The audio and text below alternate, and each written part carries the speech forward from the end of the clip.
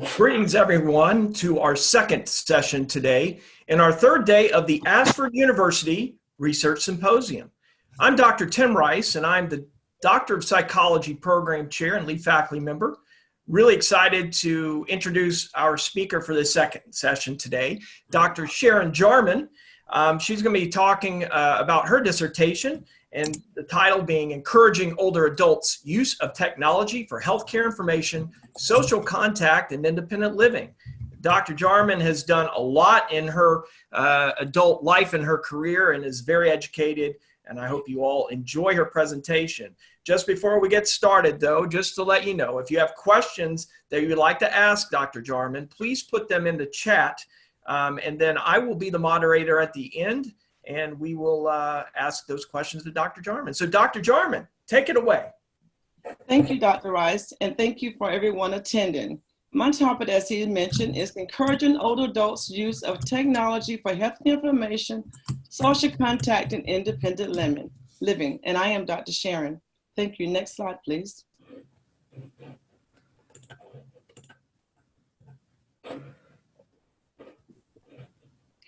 My introduction includes these family members, friends, and work colleagues that have assisted me on my journey. I could not have made this dissertation journey without these assistants who have supported me. My family, my dad, my husband, my church leaders, and my CHAMPS family. And I cannot forget Dr. Shelton, my chair. Next slide, please. As Dr. Rice mentioned, throughout my journey, I have a lot of educational things that I've done. I received my PhD here at Ashford in 2019, my Master's of Art in Education from Ashford in 2014, my Master's of Art in Early Childhood Education in 2012, and I received a Doctor of Ministry in Theology from Christian Life School of Theology in 2005.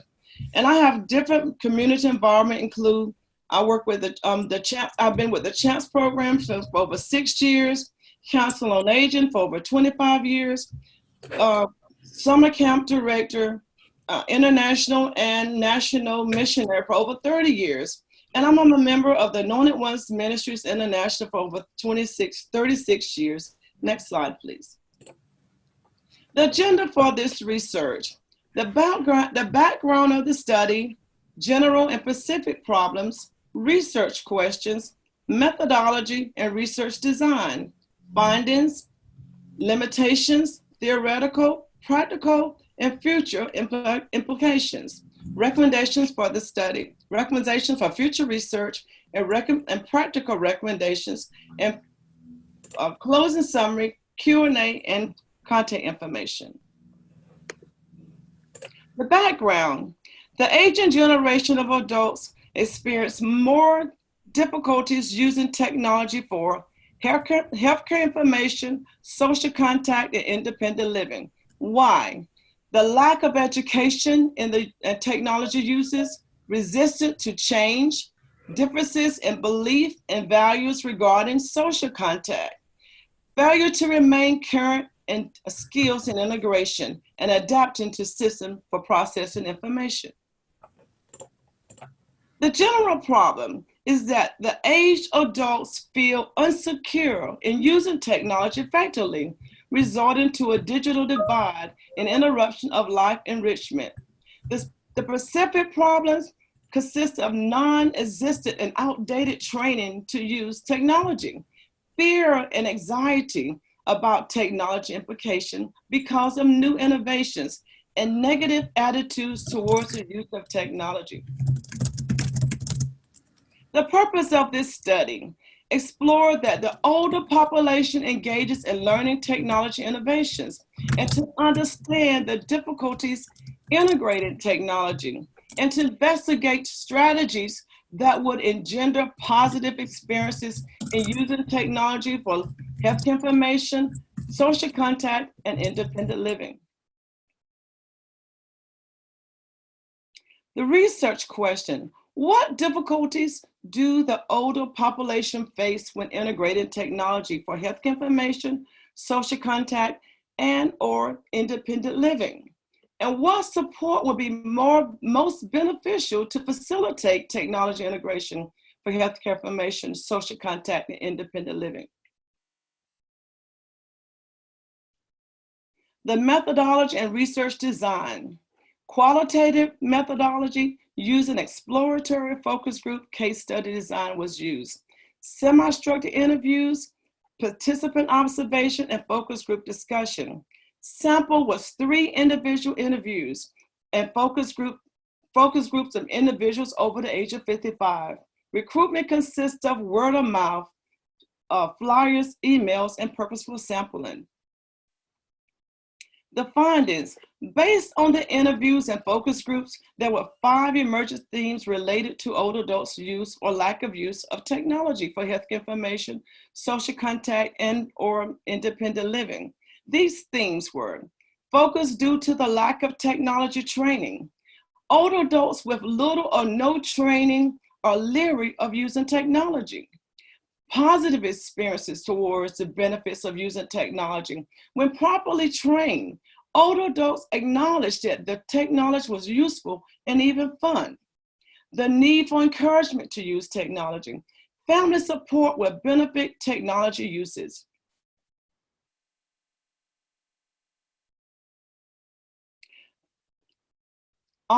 Concluding on my findings, support in using the technology would increase independence.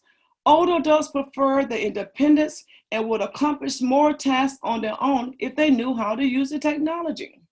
Older adults experience frustration towards using technology, the uses of technology. Technology became frustrating when it does not work or expected, or when problems arise due to a user error. Additional findings include most adults possess some type of technology, smartphone, cell phone, iPad, desktop computer, or laptops. The minimum use of devices can be directly related to the lack of encouragement and training. And many adults express concern about the information being accessible to others and should they embrace technology uses. This concern could be addressed through knowledge and support. Older adults, though skeptical, acknowledge that technology is a method by which most organizations are run and continue to operate. Many of the older adults' preferred methods of interaction are becoming obsolete. We need to back up a slide. Excuse me, Dr. Rice. Next slide, please. Okay, limitations. A case study can limit the study results, the results of the study. The case study focused only on the older adults in Eastern North Carolina within the smaller senior group setting. The case study results emphasis only on the obvious data findings of older adults' experiences, possibility manipulation of variable and present and qualitative design. The older adults participants were slow to respond within the interview sessions. This caused a withdrawal of the study from the study.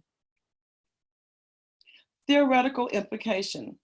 Constructivism theory, learning is best driven when the environment is constructive and encouraging to explain how the technology was used. The Jarman technology theory, the basic motivational needs of older adults must be met when they are encouraged to use technology for healthcare information, social contact, and independent living. The self-efficacy theory, this theory is based on positive perception of learning technology, which is grounded in individual viewpoints and participation. Practical implications, the participants reveal they will be encouraged and motivated to use technology for healthcare information, social contact, and independent living. And the older adults share that they needed the support from their family and friends and associates to be trained to utilize technology. The driving tool of this study is encouragement and motivation to believe that learning is the defining tool for the uses of technology integration. Future implications. What will What will older adults' quality of life become without technological integration? What technological advances or devices or applications could support older adults' uses of technology? And what is the outlook of the career in the area of Jarman technology? Recommendations for future research. The study can be further researched through quantitative research on a larger scale of older adults groups. Grounded theory can also be used to further research. Future studies include these topics. Why might older adults refuse integrated technology into social contact or independent living? Or why might the support be most beneficial to facilitate technology integration for healthcare information, social contact, and independent living? Practical recommendations: support practical education and training skills to encourage older adults to overcome the difficulties faced with integrating technology for healthcare information, social contact, and independent living. Slowly integrate technological tools or devices for social contact, such as social networking sites, Facebook, Instagram, or Twitter. Offer suggestions on how to assess one-on-one training in integrated technology to the older adults who refuse to face innovation of technology for independent living, and provide support to older adults to facilitate technology integration for health information, social contact, and independent living. In my closing, this study was directed at how to encourage older adults to integrate technology for health information, social contact, and independent living. And this study investigated specific issues of older adults' experiences integrating technology for life enrichment and related to the digital divide, a lack of training of technological skills, negative attitudes about technology uses that interrupt traditional learning. Older adults are encouraged to remain up to date with technological applications which will promote a needed attitude change as innovation continues to increase. An understanding of implication of technology, an understanding of adoption of technology. And these are some of my references.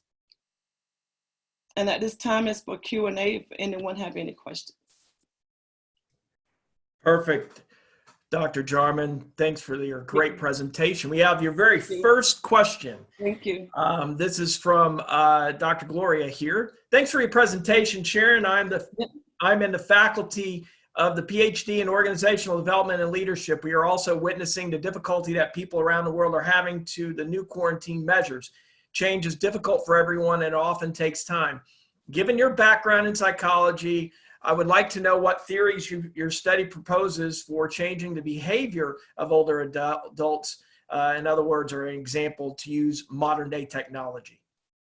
To change their behavior, one of the things, as I mentioned in my research, older adults, they're leery to learn technology. So you want to come to them and just encourage them how the technology will be beneficial for them to live independently and to support their everyday life. So you want to make sure you want to come on common grounds with them.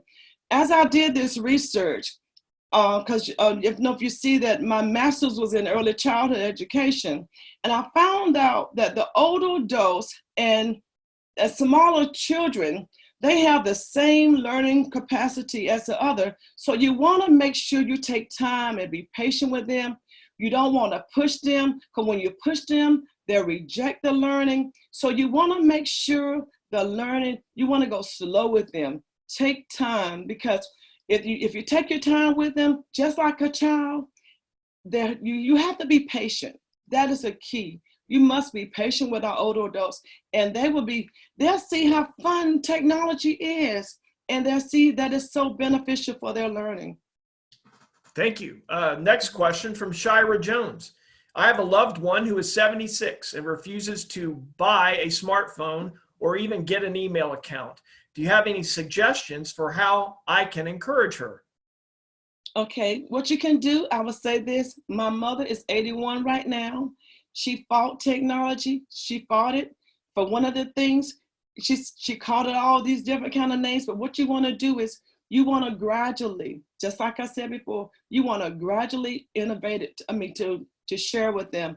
What you can do is you can have on their, let them practice some different things on your phone or your iPad, or just or play different little games or different things to let them know how fun it'll be. One of the things I would say we did just this past Easter, this was the first time ever that we was not able to be with my mom on Easter. So there's a new app called Google Duo.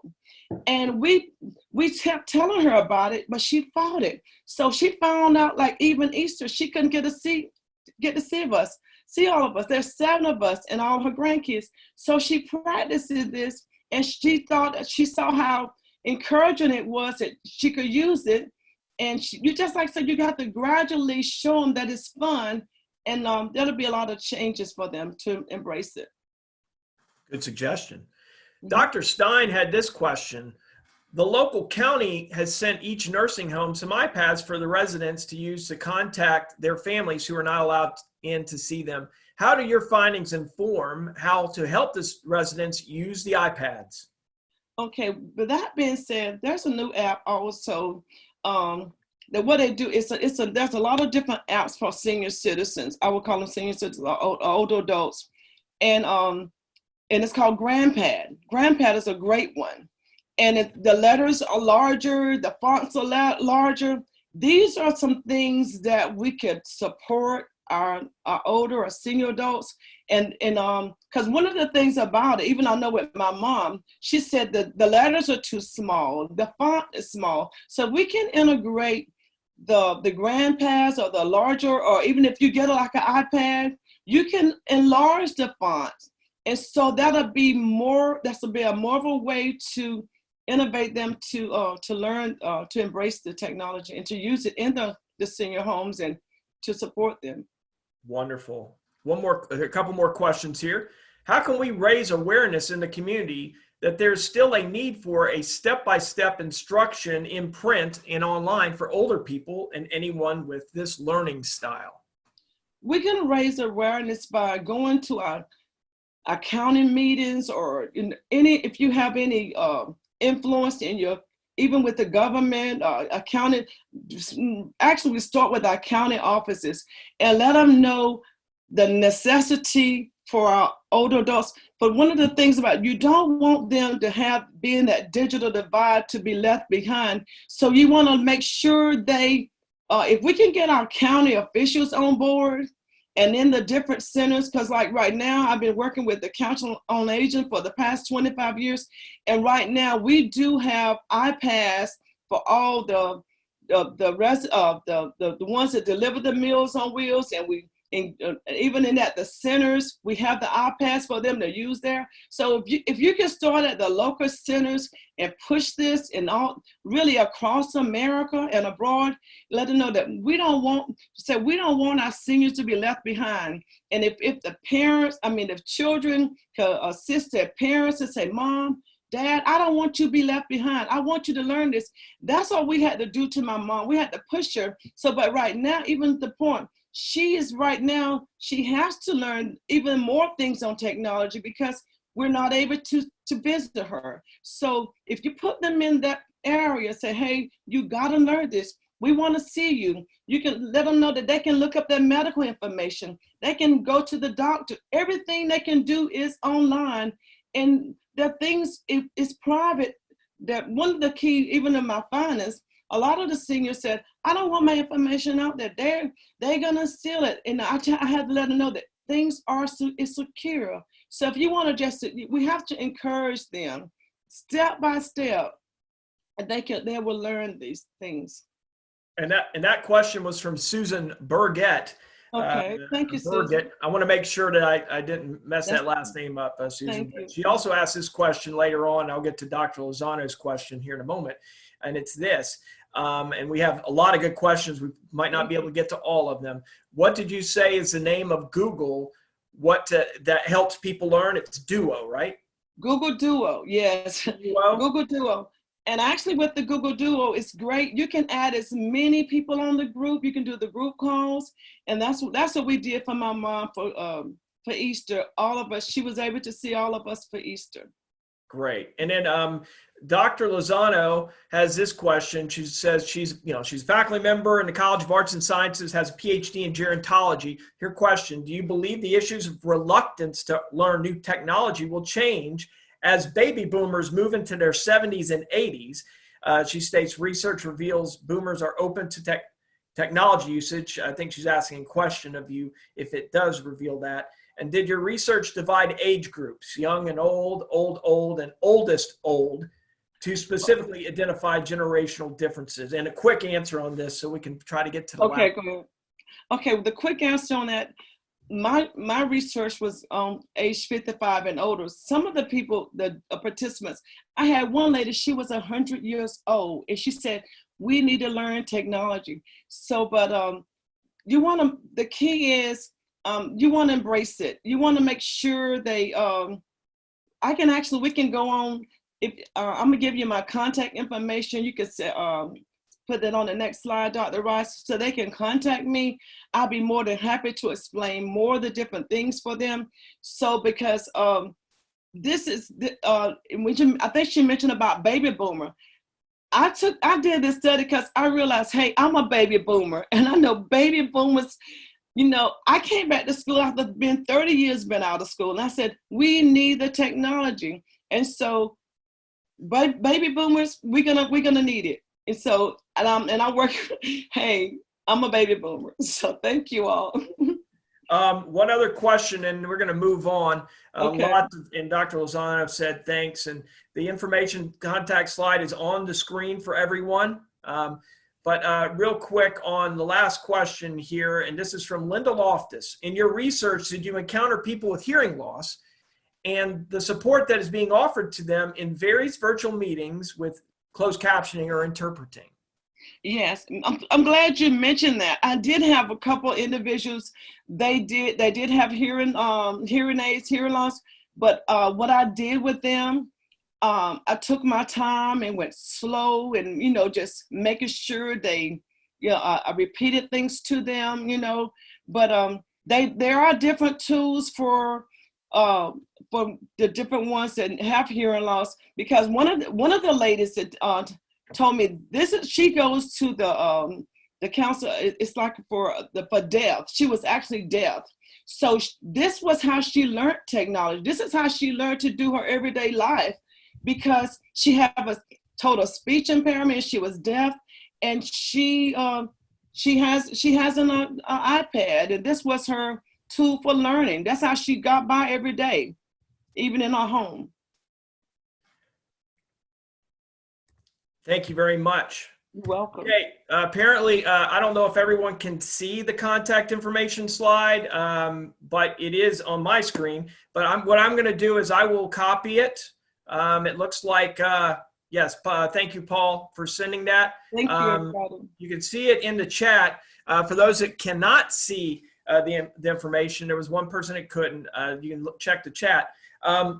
Dr. Jarman, great job on your presentation. Thank you. And an excellent job in your responding to the questions. Those were outstanding. Thank you.